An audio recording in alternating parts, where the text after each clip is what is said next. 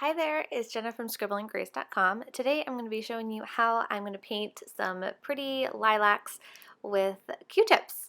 So this is a really easy way to paint some lilacs, and it's a lot of fun also. So what I'm doing right now is I'm bundling up some Q-tips together. I'm doing bunches of 4 because if you look at lilacs, they're composed of little 4-petaled flowers. So this will somewhat sort of give me the like each bunch of these is a flower that composes the entire lilac. So dotting them all around my page will create that pretty lilac shape. So anyways, so I got 2 bundles. They're both the same amount of 4 Q-tips. And then I also have one single Q-tip handy just to add some extra details later on. I'm going to start off by just painting a background. So I decided to do just a light green background. You don't want your background to be too dark or your lilacs aren't going to show up on top of it. You can also paint your lilacs first and then do your background later on, but I just find it so much easier just to do a nice light background to start things off, and then I'll go ahead and paint my lilac. So I'm drying off the background first with my heat gun. This just helps to dry that page really super duper fast so I can keep on painting.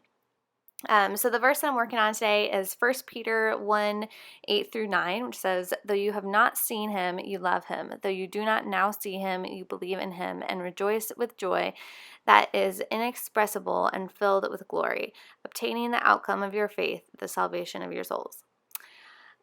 So I'm going to go ahead and start painting these. So I am using my Kuretake Gansai Tambi watercolor set. You could do the same thing with acrylic paints very easily as well. I just thought it'd be fun to do watercolor. So I here I'm just making sure that all 4 of my Q-tips are level, so they'll all hit that page when I damp it down onto my page. And I'm just doing a couple little tests on that sheet of paper that I put underneath the page that I'm working on. That just helps to protect the pages below it. And again, you can see I'm just trying to like fiddle around, get that 4 petal shape that I want, although it really doesn't matter all that much. And I'm using a really nice light purple color part of my Gansai Tambi watercolor set. And this is just going to be my base layer here of my lilac. So I'm just trying to map out the shape of my lilacs that I'm going to do. So I'm going to do 2 and a quarter on the bottom probably. And I really just am eyeballing the lilac shape here. I looked at some pictures on Google to see what that shape is exactly like before I started. But the beauty of art is that it doesn't need to be perfect. And especially with this Q-tip technique, it's not going to look crazy super duper realistic, but you're still going to get that idea that we have lilacs here. So the color, I also picked out some other purple colors from my set. So the color I'm using right now is the lilac color from my Gansai Tambi set. And then I also have purple, cobalt violet, and imperial violet. The violets are the darker purple colors, a little bit bluer tones, and then the purple color has a little bit more red to it. And then I also have some white there at the bottom that I'll just have to add some highlight and detail work later on. So now I just flipped my little bunch of Q-tips over, and I'm going to start with my next color. So the tricky thing about using Q-tips is knowing how much water to use. If you have your Q-tips totally soaked with water, you're not going to get these little shapes of these dots that you can see that I have here with this darker color. So I had a little bit too much water on my Q-tips when I did the light lilac color first. So those little dots all kind of blended together, but since that was just my background base, I didn't mind. But these more darker purples, I want each of those little dots of the Q-tip to stand out a little bit more. And of course, you could also just do this with one single Q-tip, but it does go faster if you use a bunch of 4 like I'm using. So I'm just dipping my Q-tip a tiny bit into the water, enough that I can pick up that pigment, and then you'll see here I'm testing it out again to see if I'm getting the bunches that I want. And you can see that I have a little bit too much water, so those dots that I'm pushing down on that page kind of merged together. But here, once I dabbed it onto that piece of paper on the side, that water kind of disappears, so then I get a little bit more defined shape of those dots. Though it doesn't matter all that much because again, we're just doing these Q-tips. It's fun, it's impressionistic. We don't need to worry too much about it. As long as we're getting those dots on there, it's going to start looking like lilac pretty soon as we keep adding the colors. So as you can tell, I switched from one of the violet colors to the purple color. And I just wanted these couple different tones of purples. And the great thing about this watercolor set that I'm using is that they already have so many pre-mixed colors. If you don't have the same set and you only have one or two purple colors, you can mix them together. You can mix, red and blue and create your own purples. So you can always mix your own colors as well. But I love just being able to use the paints straight out of the little jar. So all right, so as far as the technique, there's really not one. I'm just taking my little bunch of Q-tips, tiny bit of water, dipping it into my paint, and then dabbing that onto my page around to create that lilac shape. This might take a little bit of practice. Again, I do recommend having a sheet of paper handy, whether it's the same one you're using for underneath your Bible page or not, so you can check to see if you're getting those same dots that you want. And now I'm just taking that white to add in a little bit extra detail. The white is kind of going to blend with the other purples. White watercolor isn't very opaque. You could always, I was debating if I should add acrylic white in here, but I kind of just liked having the very faint white over the blue. It just kind of dulled it a little bit. But if you wanted a little bit more vibrant white, you could definitely switch out the watercolor with acrylic, and then you'll get a really pretty effect as well. So as always, I want to encourage you to create your own thing, and I hope that you'll give this one a try because it is so much fun. I love doing things with Q-tips, and it turned out so pretty. But as always, do your own thing and have fun with it, and create in the way that you feel called to do. This is all about worshiping the Lord and just doing what God calls you to do on this page. So the verse that I'm working on again is 1 Peter 1:8-9, but the lilacs have nothing to do with the verse I'm working on. I just felt like painting lilacs, so I thought it would be fun. And I got a couple of requests to do a lilacs tutorial as well. So sometimes my pages don't have anything to do with the verse that I'm working on, but I think that that's okay.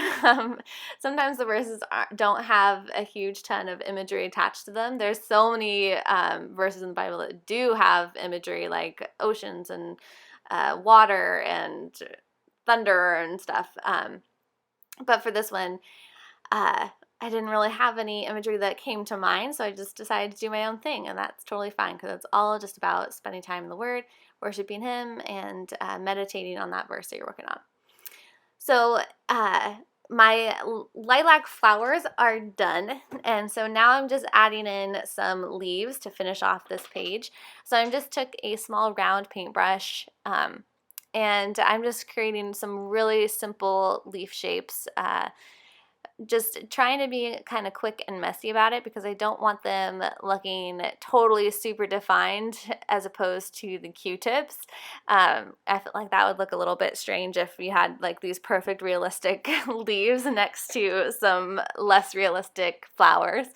But totally up to you again, but I just decided to do these super quick and try to keep them somewhat light as well. I'm just using my olive green color, which is my favorite green color from the set, and just lightly painting on leaves all around my page to try to fill in the gaps. So you'll see I added this, there's that gap between that two lilacs at the bottom, so I just am adding some leaves in there.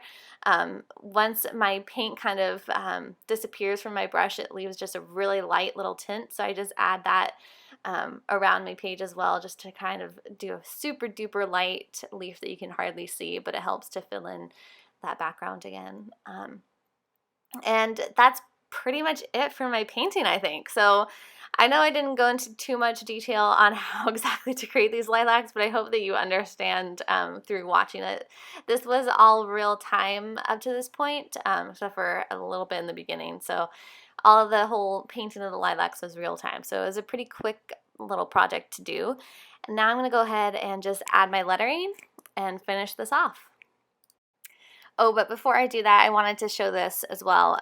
So I went over my verse, the scripture on the page here, and I personally don't mind if I can't read every single word, but since the purple is pretty dark, it was covering up the actual verse that I'm working on, a little part of it. So I just took a Q-tip, a clean Q-tip, dipped it in water, and I just brushed that water over the part of the lilac that was covering up the verse I'm working on.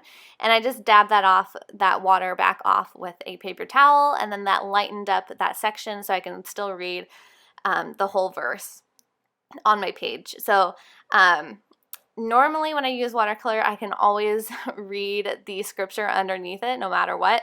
But in rare occasions like this one, I can't really read all that much text on the page.